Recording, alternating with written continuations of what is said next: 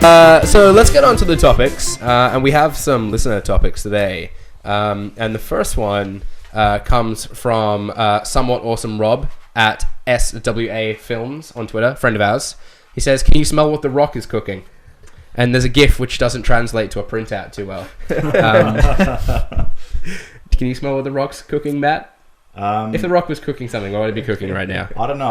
I could imagine that it would, be something really healthy because he's a very muscular man and he's always trying to build his physique. So unless of course it's a cheat day for him, in which case I reckon it would be just like an excess of pancakes and bacon. So What's the most protein-rich kind of meal you can have? Is that like fish? Just pure protein. Omelet? Just biting into a cow. Just handfuls of the protein powder You in his mouth. Just feeding a cow protein powder and then biting into it while it's still alive. That sounds like positively awful. Well, another listener topic we have is from Jacob on Twitter at Jacob_frittata. Jacob Frittata. Friend of Best ours. name. He's written in again. He's written in before. He asks, "What is his topic is the future of Nintendo ? With NX later and all, whether later? Do you mean lately? Maybe." I don't know. No, I think it means with NX later and all. Oh yeah, coming out later. Yeah. Whether Nintendo should continue with hardware or dedicate to great games. And so this goes to our first topic, which I've titled Nintendo. There's a bit of a theme to this. That's a great name. Yeah. So at an investors meeting, Nintendo announced that the NX will be released in March 2017, with the untitled Legend of Zelda game delayed until 2017 again. Also, I meant the word also. Again. So firstly, thoughts on this? What do we make of Jacob's topic? Jake, do you want to start off? Sure, we have the same name, so I might as well. Special guest Jake starts off. Look, it's I don't know. It's not looking great, I think, for Nintendo. They really need the NX to bring them back up. I think Nintendo's getting a little bit of a reputation under their belt of kind of slipping a little bit. So yeah. Slipping. But yeah, I don't know. I really hope like the NX is something awesome and really, really good that kind of brings them back up and puts them back up in the game. But I mean, delaying Zelda once again, and like it would have been better if they just announced it from the get-go. Hey, we've got this cool game. It's going to come out on the new console. Look forward to it. But it's just been these promises after promises that they've just never delivered on. So. Yeah, so they've not. I don't believe they've confirmed it, but it looks all the more likely that the Zelda game is going to come out on the NX. No, it's confirmed. It's confirmed. Yeah. It is confirmed. Yeah. Okay, have they confirmed as if it's going to come out on the Wii U as well, or they did say that? They said both. There's every risk that they right. could Okay, drop just pull it out again. I missed that bit. Yeah, because it's that kind of Twilight Princess was a crossover too, right? Yeah. Between very GameCube and the Wii. GameCube and the Wii. Yeah.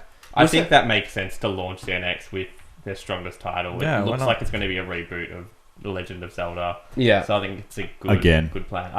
I don't think they can afford to not release it on the Wii U though, because that would just screw every single person over. Yeah, well, people have been hanging for this Zelda game since it came out, the Wii U. So it would be a massive big middle punch. finger to not release it. Yeah. I guess the bigger question is with Nintendo, what could they do with a console that would make them relevant again? I don't think any of you own a Wii U, do you? No, I don't. Nope. So what Never could they do to make you to buy the next console? Like if you're not going to buy it and you write about games and obviously are passionate about games, what? I'm curious for Matt's response on that, because you are quite a Nintendo fan. Well, yeah, I was. Yeah. No, we kind of discussed this last night. But our audience wasn't there. No. They were having beers. That's why I'm leading into it. We discussed this last night in terms of like if Nintendo's basically they printed money with the Wii, but they stuck on the whole gimmick thing. Yeah, and they got lucky with the Wii. Let's it was something that hadn't been done, and it fit a niche at the time. Yeah. But they've kind of since then just tried to keep going on. Yeah, we're going to market gimmicks, and I think that's the biggest problem is that even though they're banking on money and they probably won't go bankrupt anytime soon because they're sitting on probably a gold mine. Yeah. I think that you know, for Nintendo to be relevant again, just start making proper games and proper consoles. You know? Yeah. Drop the whole gimmick thing. You know, like Sony's got VR and Microsoft tried Kinect and they've got HoloLens, you know, and stuff like that. But you know, that's future. You know, that's a future sort of stuff. That's looking into the future and seeing what's going to be relevant. For the time being, Nintendo just keeps focusing on, oh, hey, we're going to take this gimmick and do it now. You know, so like motion controlling, that was unique. You know, Sony tried to copy it with the Move and all that. You know. And then they tried the Wii U and they tried to incorporate game pads, you know, kind of make a tablet that, you know, had gyro controls. And that kind of got a little bit muddled. So I think Nintendo's biggest problem is not focusing on what used to make them good, which was gaming. Yeah. And instead focusing on every single gimmick they can shoehorn in to try and make money. And, you know, even with the rumors of what the control looks like, a giant magnet, you know, all the other ones that were released, which were the oval with a screen and buttons on the screen. Those images turned out to be fake. Yeah, but like even so, they had registered patents before they were, you know, they were mocked up. So it means that Nintendo probably did have an idea in the works. Whether or not they use it's another matter. I mean, like, it's their R&D division though, and there's been a lot of rumors, right, about new consoles, which we're all going to go into later. But I wonder, like, how much of it is actually on the verge of becoming a consumer product, and how much of it is just kind of R&D. Like they, you know, you referenced this kind of magnet-shaped controller that had patents leaked about it, or kind of, I don't know, they were officially kind of released. That's patents are, and people turn them up, post them on Gaff as they do. But like that could well just be something they were just kind of toying around with, and like, hey, we actually don't mind this idea, let's patent it just in case we want to revisit it.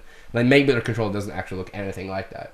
Because as you said, like they've got so many different patents about controllers at the moment. Which one they actually go with, we don't know, and maybe it's a mixture of them. I think that's the biggest problem though. Is like whenever we've seen leaks from like, you know, Sony or Microsoft, it's turned out to be pretty much what they've leaked. You know, with minor changes, of course. I mean, like, you know, you had the PS3's Boomerang controller, which everyone went, "Oh my god, that's the ugliest thing ever." Yeah, it happens every time. You know, so I think that, you know, a lot of the leaked stuff from Nintendo, half of it ends up being true, you know, and it's just that little bit worrying that, like, if what they're going on is a gimmick, then, you know, maybe it's just time for Nintendo to drop everything and, you know, start again, maybe. I agree. When Sony and Microsoft release new consoles, you know what you're going to get controller-wise. You know, you're not wondering, oh, what's the gimmick going to be? You just know it's going to be more power, and you're going to be wondering what the little features are, I guess. For Nintendo, when the Wii released, mobile gaming was just being introduced, so it was on the rise, but not prominent, and that's probably why it was successful, where now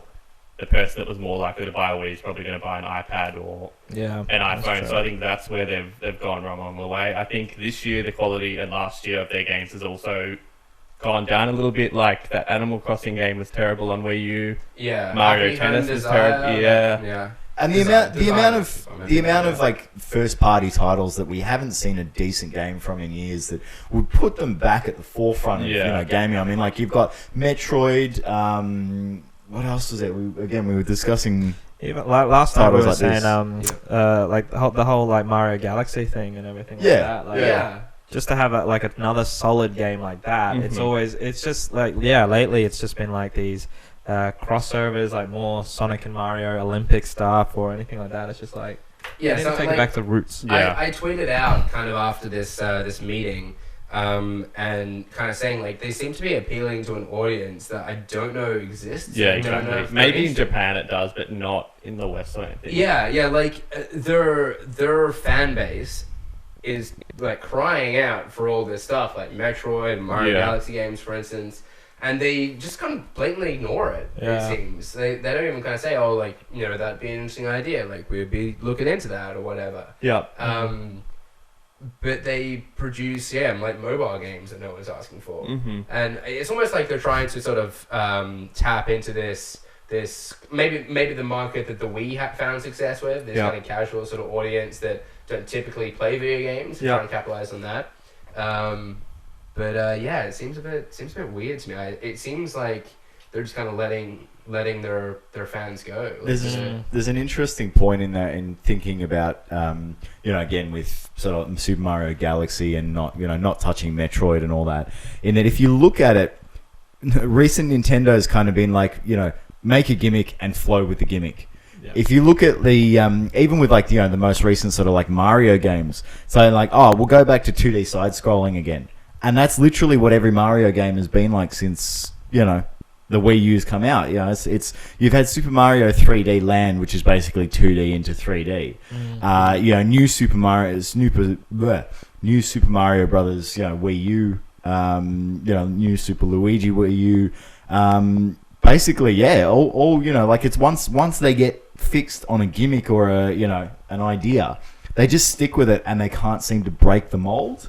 And considering Nintendo was all about breaking the mold about 15, 20 years ago, it's just disappointing to see that that's what they're stuck with now. So it's like if the NX just has a normal controller, it comes out with like Zelda, a good like Mario game, like back like Mario Galaxy or even like Mario 64, that kind of style. Yeah, a 2D hands down, Metroid. I would buy one. or Yeah. even an FPS Metroid in the same vein Yeah. as the one that came out on the GameCube, which was highly touted. Yeah, something like that might be too bad. There was a good like Metroid game, first person on the DS at launch. Hunters, yeah. Hunters, yeah, that was actually alright. Yeah, it was good. Yeah, Metroid Prime, that's the one. Yeah. If they did a yeah. Metroid Prime, for the NX, then by all means, it'd probably sell a fortune. So yeah. What do you guys make of their mobile announcements? So Animal Crossing and Fire Emblem coming to mobile. Where do you sort of come down on that trend? I think it's really good. That's the smartest thing that they can do at the moment, because realistically, I don't want to sound all doom and gloom, but if the next console sells below the Wii U, which is a possibility, then I don't think we'll see another console. But I think that they'll still have strength in their mobile division. I still don't think at that point they'd release a PlayStation and Microsoft, but I think Mitomo has done really well with 10 million Yeah. Yeah. installs, and that wasn't even a game, it was just sort of a chatting application. So I think once we do see Mario, Animal Crossing on mobile, then they will get that install base and be able to keep them around. So I think it's the smartest thing they can do. It's like they should put those kind of games, those like side-scrolling Mario games and stuff on where it mobile, fits, yeah. and then on the NX, like give us those really big like Yeah. AAA kind of games, like that. Yeah.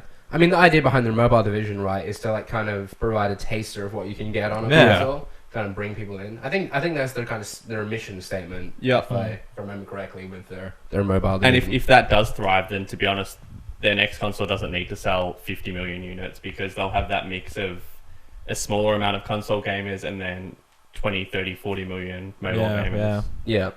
I really do hope to see them kind of achieve the success of the Wii again, though. Like, I think it's very important to have Nintendo in the mix. Yeah, I don't think they should 100%. simply fall back to being a software developer. Yep. Because people have a lot of attachment to their hardware over the years. So, Mhm. and I think they generally do quite ingenious things with it, and quite inventive, and push the industry in new ways. Yeah. Not necessarily in terms of technical hardware, or the specs of it, I guess. Yeah. But, like, just look at the success of the motion controls and the Wii and where that's pushed. Yeah. We had Kinect and we had Move, and they were arguably pretty crap. But they've kind of paved the way, I suppose, for VR and stuff as well. So, Yeah, 100%. it's these kind of steps that they kind of take. Hello and welcome to a very special episode